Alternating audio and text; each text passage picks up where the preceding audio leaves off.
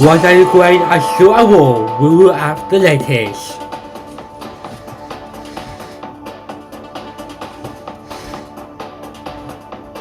Also on the bottom, I hear out the people in Ukraine.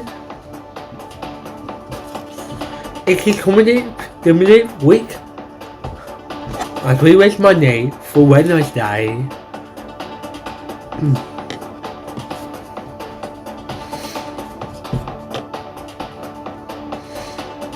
And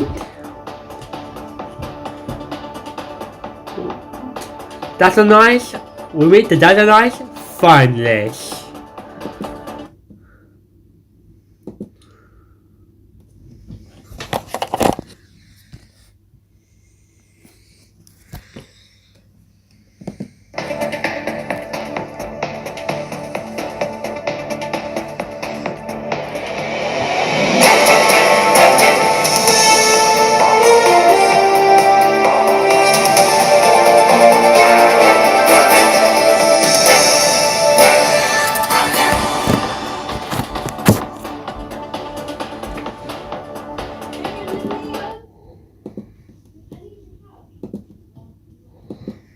ITV Evening News with Owen Shreves.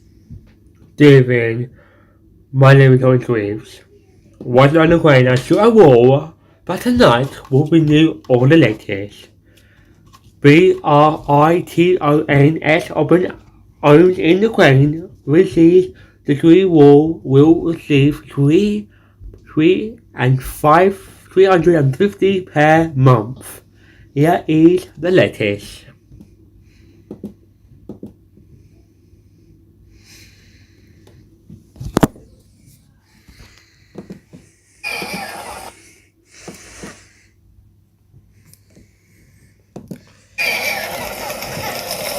The cries of Ukrainian children, ripped from all they know, pierce Polish skies. And still they come, across the border in desperate hope of safety.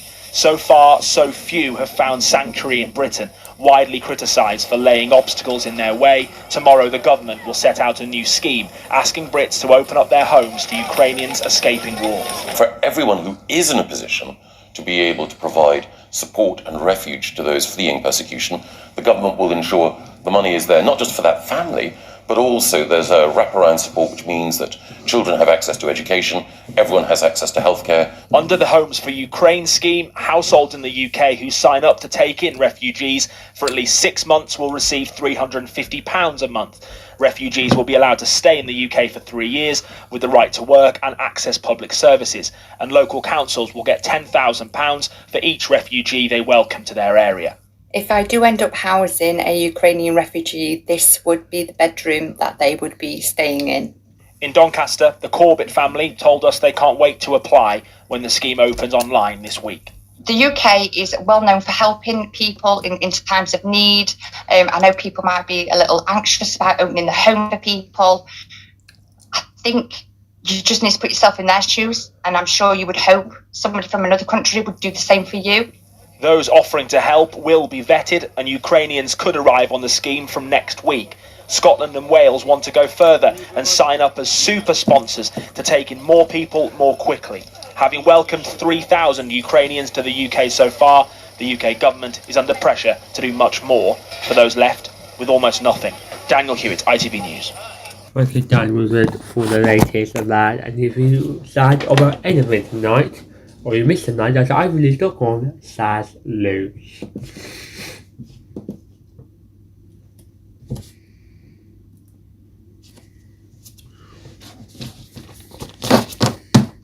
Western Texas, west of the ground, MILITARY, range as MARIUPOL, quizzes WORSENS. Here is the latest.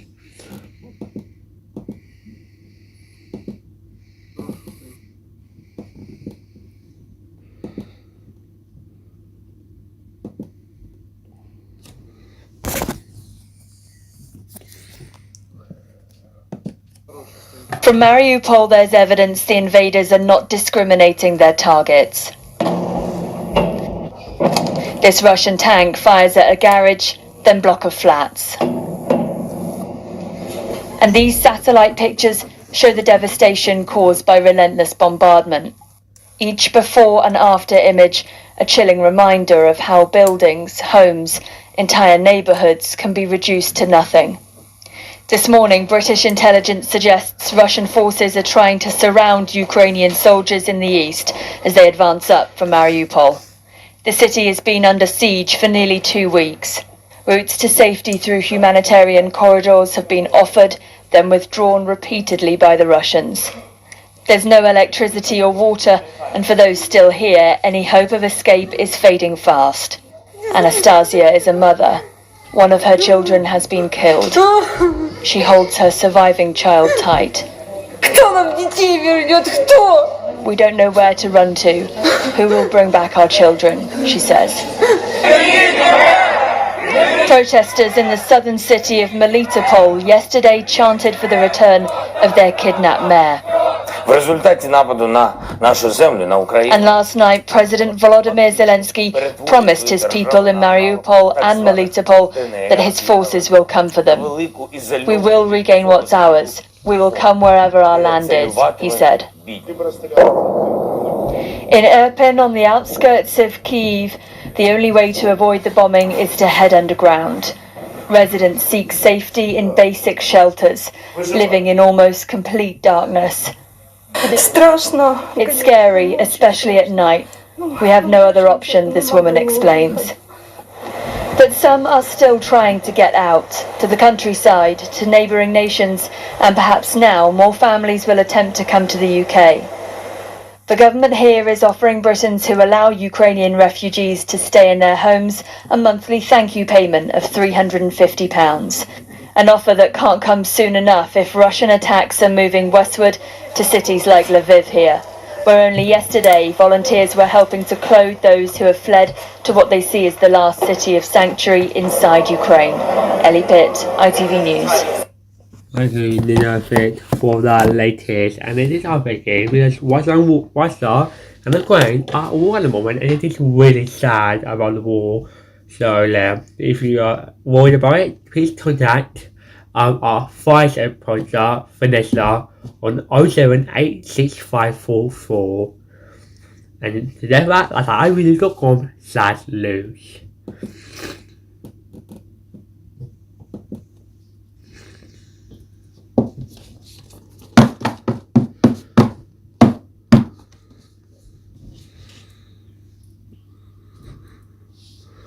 SISUVOCSURCSURVISINLIN supposedly as families. Here is the latest.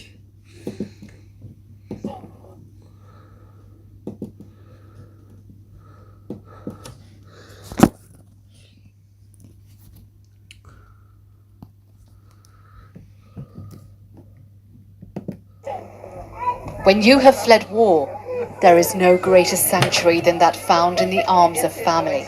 And Katerina and her daughter Larissa have travelled amidst bombs and bullets to reach the safety of the UK. Greeted at Heathrow Airport this morning by Katerina's granddaughter and Larissa's daughter Katya, who helped them chart their journey to safety. Katya, how's it feel to have them back? A bit unreal, but happy and grateful. How have the last few weeks been for you? Intense, overwhelming, emotional. As a young girl, Katerina Razumenko had fled the horrors of the Nazis and survived the Holocaust. Now, aged 90, she has fled once again, this time from the barbarity of Putin's bombs that have been pounding the streets near her home in Ukraine's second biggest city, Kharkiv. Well, it started off with a week of shelling and just sitting, seeing their city being bombed. Then making the decision to make the really difficult journey across the whole country, coming across the border, long queues, coming up to Warsaw, and especially for Katerina, she's never been outside the country before. Larissa fainting at one point on her journey as well. Then to go to what's essentially as a refugee centre. We filmed with Katerina and Larissa at that Jewish refugee centre just outside Warsaw in Poland. And Katerina told us what she thought of Putin's invasion. Saying, God forbid that such grief would befall the Russian people. They are not to blame. Only Putin is to blame. They escaped his war to safety, only to become trapped in Poland by British bureaucracy and lengthy delays over UK visas. Zach, their son-in-law, travelled to help them. And after a week of campaigning and direct pleas for Priti Patel, the Home Secretary, to intervene, their visas came through. The government has finally realised it's doing the wrong thing, but it's taken them too long to do so. It's taken the fact that a 90-year-old Holocaust survivor has been stuck here. In the UK too, there are still challenges ahead. The war they've left behind has ruptured their lives, and they will need help to rebuild them. Like so many who have fled, they hope to eventually return to their beloved homeland. But like them, they also wonder when and to what. Sejal Karia, ITV News. Thank you, Sally, for the latest, and it is heartbreaking, of course, it is heartbreaking. Okay, so yeah, we need to revet like people in Ukraine and what's with the fact.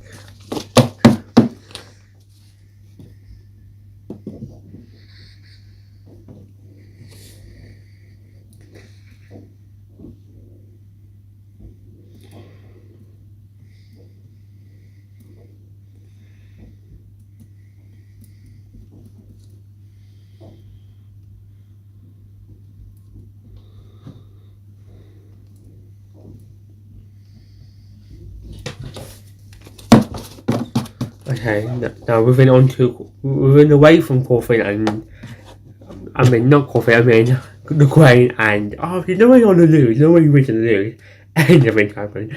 Moving away from Ukraine and Russia and the war, in the last we saw sad news. Okay, we're on now to other news now. A tribute to ITV News crime reporter Centre Tony Morris, who sadly passed away 1 year ago. Here is the latest.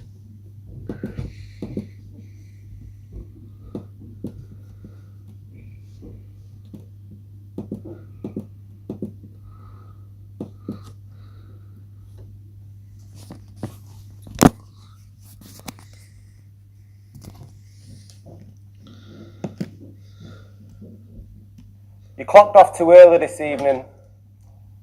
No notice, no reason, no chance to say goodbye. So we return here to the set of the scene that first brought you to our screens and the montage of memories that you now leave behind.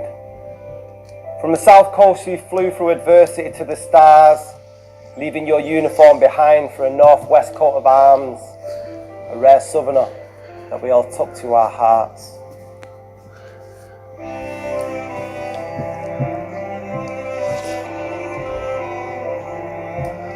A journalist with wit, integrity and humble charm, whose talent brought awards, although those closest to you hated the applause. You would smile presenting Granada reports, your true love and enjoyment was found in sounds and sports. It's a testament that everyone felt they knew you through their TV. And it isn't with sentiment when I say you were as great a person as I did me. The cameras may no longer roll, but the credits won't end. Forever a father, a colleague, forever a friend, the voice of our region that cut right through. And the skies always cry around here, and with it tears for you. It wasn't where you started, where you're true.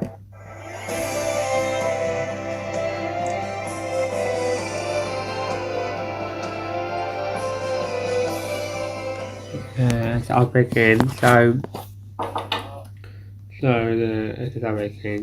Again, so sorry. The log is coming from next door. Yes, I think of it to Tony Morris is suddenly passed away 1 year ago with suicide, RP and rest in peace. Now this weekend it is just a nice the final list. Oh my god, let's but last night all the women was missing on Tasha Night as she test positive for COVID. So this week it is the finalist. So who is in but that's on ice. But that's in on ice finalist.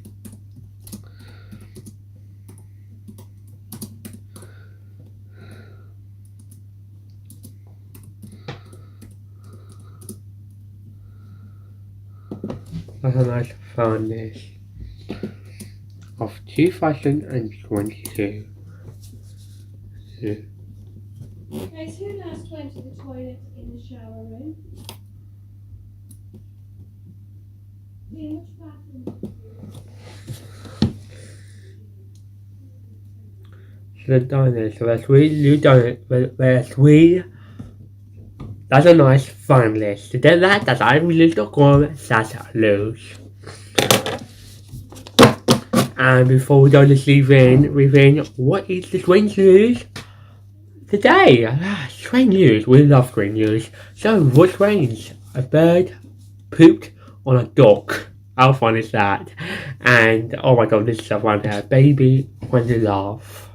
So funny. It is so funny. Funny. So that's enough from us today and from this evening. Tom Bagley is here from 10 with the ITV News from 10. I'm back tomorrow from up at 6 with the ITV Evening News, but from everyone here, good night and stay safe.